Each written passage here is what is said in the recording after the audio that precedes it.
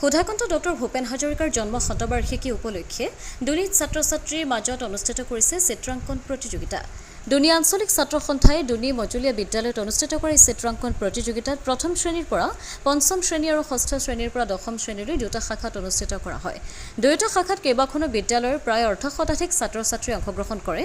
প্ৰতিযোগিতাত অংশগ্ৰহণ কৰা ছাত্ৰ-ছাত্ৰীসকলক মানপত্ৰ প্ৰদান কৰা হয়। তাৰ উপৰিও প্ৰতিটো শাখাত ৩টাকৈ পুৰস্কাৰো প্ৰদান কৰিব দুনি আঞ্চলিক ছাত্ৰ সন্থাই। প্ৰতিযোগিতাত অংশগ্ৰহণ আৰু পুৰস্কাৰ প্ৰাপ্ত ছাত্ৰ-ছাত্ৰীক আগষ্ট মাহৰ প্ৰথম সপ্তাহত হেপী আৰ্ট কাৰ্ভ এণ্ড নৃত্য একাডেমীত বিশেষভাৱে সভাযোগে এই বঁটা প্ৰদান কৰা হ'ব।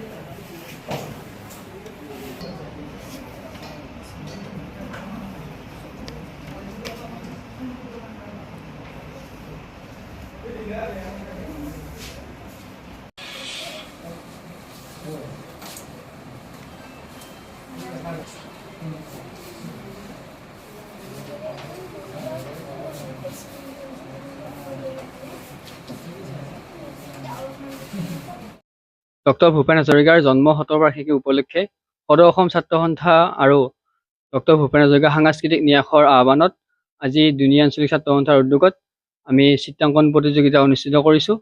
ইয়াত বিভিন্ন স্কুলৰ পৰা আহি আমাৰ ছাত্ৰ ছাত্ৰীয়ে অংশগ্ৰহণ কৰিছে। আমাৰ ছাত্ৰ ছাত্ৰীৰ এই চিত্ৰাংকনৰ প্ৰতি যি আগ্ৰহ দেখি আমি নিশ্চয় আনন্দিত হৈছোঁ। যথেষ্ট ছাত্ৰ ছাত্ৰীৰ সঁহাৰি আমি লাভ কৰিছোঁ আৰু ইয়াত এইখন প্ৰতিযোগিতাত যি অভিভাৱকৰ সঁহাৰিক তেওঁলোকক ধন্যবাদ জ্ঞাপন কৰিছোঁ। লগতে ডক্টৰ ভূপেন হাজৰিকাৰ তেখেতলৈ আমি এই মঞ্চৰ পৰাই শ্ৰদ্ধা নিবেদিছোঁ। তেখেতৰ এই অমৰ সৃষ্টিয়ে আজিও অসমখন জীয়াই তুলিছে, অসমখনৰ বহুতো ক্ষেত্ৰত আগবঢ়াই নিছে। তেখেতৰ সৃষ্টিৰাজিৰ আধাৰতে আমি আজি আগবাঢ়িবলৈ সক্ষম হৈছোঁ। অসমখন তেওঁ যি এক বাট দেখুৱালে, সেই বাটেৰে আজি অসমখন আগুৱাই আছে। আৰু ভূপেন হাজৰিকাৰ যি অমৰ সৃষ্টি, সেই সৃষ্টিক আমি চৰকাৰে আৰু বহলভাৱে ৰূপায়ণ কৰক, তাৰ বাবে আমি আহ্বান জনাইছোঁ। লগতে দুনি আঞ্চলিক ছাত্ৰ সন্থায়ো যিমান পাৰোঁ আমি তেখেতৰ স্মৃতিসমূহ সংৰক্ষণ কৰিবলৈ চেষ্টা কৰিম। মংগলদৈৰ পৰা জয়দেৱ ডেকাৰ ৰিপৰ্ট, অমৃত নিউজ 24/7।